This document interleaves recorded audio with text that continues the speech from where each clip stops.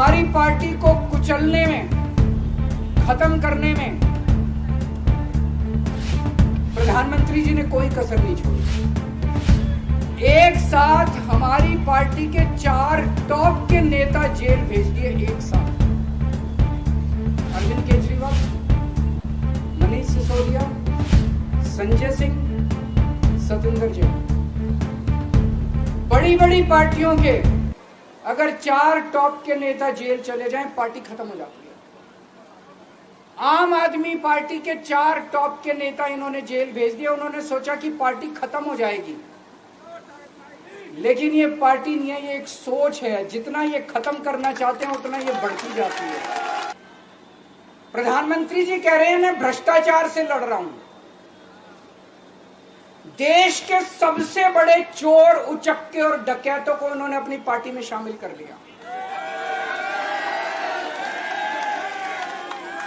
जिन लोगों को 10 दिन पहले मोदी जी कहते थे 70,000 करोड़ का इसने घोटाला कर दिया, थोड़े दिन के बाद उसी आदमी को अपनी पार्टी में शामिल करके किसी को डिप्टी सीएम बना देते हैं, किसी को मंत्री बना देते हैं और उनके सारे ईडी और सीबीआई के मामले खत्म कर देते हैं और कहते हैं मैं भ्रष्टाचार से लड़ रहा हूं। मैं मोदी जी को कहना चाहता हूं, भ्रष्टाचार से अगर लड़ाई लड़नी है तो केजरीवाल से सीखो। प्रधानमंत्री जी, भ्रष्टाचार के खिलाफ लड़ाई केजरीवाल ने लड़ी है। 2015 में जब दिल्ली में हमारी सरकार बनी थी, हमारे एक मंत्री का एक ऑडियो मेरे पास किसी ने व्हाट्सएप कर दिया। उस ऑडियो में मेरा मंत्री किसी दुकान वाले से 5 लाख रुपए मांग रहा था।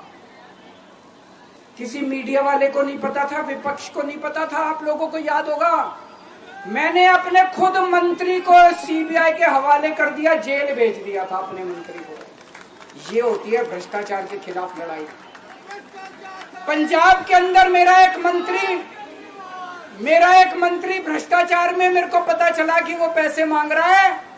वहां पे मान साहब ने उसको, किसी को भी, विपक्ष को नहीं पता था, मीडिया को नहीं पता था, हमने अपने मंत्री को उठा के जेल में भेज दिया।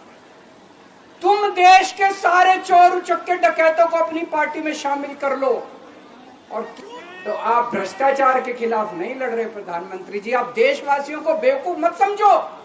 देश बच्चे बच्चे की जुबान के ऊपर हो रहा है कि सारे चोर उचक्कों को अपनी पार्टी में शामिल करके और ईडी और सीबीआई के सारे केस उनके रफा दफा कर।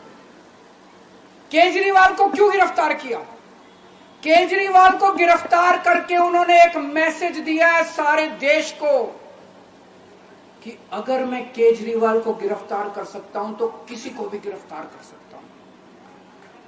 कोई केस नहीं होगा, कोई मामला नहीं होगा, तब भी मैं तुमको गिरफ्तार कर सकता हूं। एक बेहद खतरनाक मिशन चालू किया हुआ है प्रधानमंत्री जी ने, बहुत ही खतरनाक। देशवासियों को यह समझने की, अब जब मैं बोलने जा रहा हूं, समझने की जरूरत है। उस मिशन का नाम है वन नेशन वन लीडर। देश के सारे नेताओं को खत्म करना चाहते हैं मोदी जी, और इसको 2 स्तर के ऊपर इस मिशन को चला रहे हैं। जितने विपक्ष के नेता हैं उनको जेल भेजेंगे, और जितने बीजेपी के नेता हैं उनको सबको निपटा देंगे, उनकी राजनीति खत्म करते जाएंगे, उनको सबको निपटाते जाएंगे। विपक्ष के अंदर आज इन्होंने मनीष सिसोदिया को जेल भेज दिया, संजय सिंह को जेल भेज दिया, सतेंद्र जैन को जेल भेज दिया, केजरीवाल को जेल भेज दिया, हेमंत सोरेन को जेल भेज दिया, ममता दीदी के कई मंत्रियों को जेल भेज दिया, स्टालिन के कई मंत्रियों को जेल भेज दिया, केरला के सीएम के पीछे पड़े हैं। अगर ये चुनाव जीत गए, मेरे से लिखवा लो एफिडेविट के ऊपर, थोड़े दिन के बाद ममता दीदी जेल में होंगी, तेजस्वी यादव जेल में होगा, स्टालिन साहब जेल के अंदर होंगे, पिनरई विजयन जेल के अंदर होंगे, उद्धव ठाकरे जेल के अंदर होंगे, जितने विपक्ष के नेता ये सारे जेल के अंदर होंगे। अगर ये चुनाव जीत गए, इन्होंने बीजेपी का एक नेता नहीं छोड़ा। आडवाणी जी की राजनीति खत्म कर दी इन्होंने, मुरली मनोहर जोशी की राजनीति खत्म कर दी, सुमित्रा महाजन की, शिवराज सिंह चौहान जिसने मध्य प्रदेश का चुनाव जीत के दिया इन लोगों ने, शिवराज सिंह चौहान ने उसको मुख्यमंत्री नहीं बनाया, उसकी राजनीति खत्म कर दी। वसुंधरा राजे की राजनीति खत्म कर दी इन्होंने, खट्टर साहब की राजनीति खत्म कर दी, डॉक्टर रमन सिंह की राजनीति खत्म कर दी। अब अगला किसका नंबर है? योगी आदित्यनाथ। अगर ये चुनाव जीत गए, मेरे से लिखवा लो, 2 महीने के अंदर उत्तर प्रदेश का मुख्यमंत्री बदल देंगे। योगी आदित्यनाथ की राजनीति खत्म करेंगे, उनको भी निपटा देंगे। हमारा देश बहुत महान है, 4000 5000 साल पुराना हमारा देश है। इसके पहले पिछले 4000 साल में कई मौके आए जब इस देश के ऊपर तानाशाहों ने कब्जा करने की कोशिश की, लेकिन हमारे देश के लोगों ने उन तानाशाहों का तख्ता उखाड़ के फेंक दिया। जब जब हमारे देश में ऐसा मौका आया कि तानाशाह ने हमारे देश के ऊपर कब्जा करने की कोशिश की, इस देश की जनता ने उसका तख्ता उखाड़ के फेंक दिया। आज एक तानाशाह इस देश से जनतंत्र खत्म करना चाहता है। आज एक तानाशाह इस देश से लोकशाही खत्म करना चाहता है। मैं पूरे तन मन धन से लड़ रहा हूं, संघर्ष कर रहा हूं उस तानाशाह के खिलाफ। 140 करोड़ लोगों का साथ चाहता हूं मैं। मेरे अकेले के करने से नहीं होगा।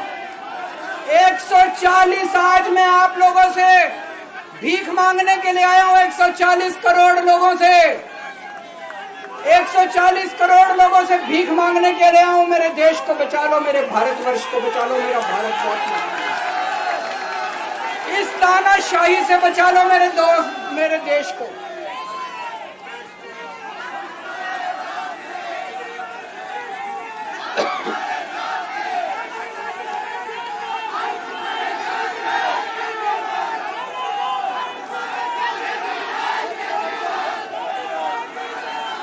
मैं सुप्रीम कोर्ट का बहुत बहुत शुक्रिया अदा करना चाहता हूं। उन्होंने 21 दिन दिए हैं, एक एक दिन में 24 घंटे हैं।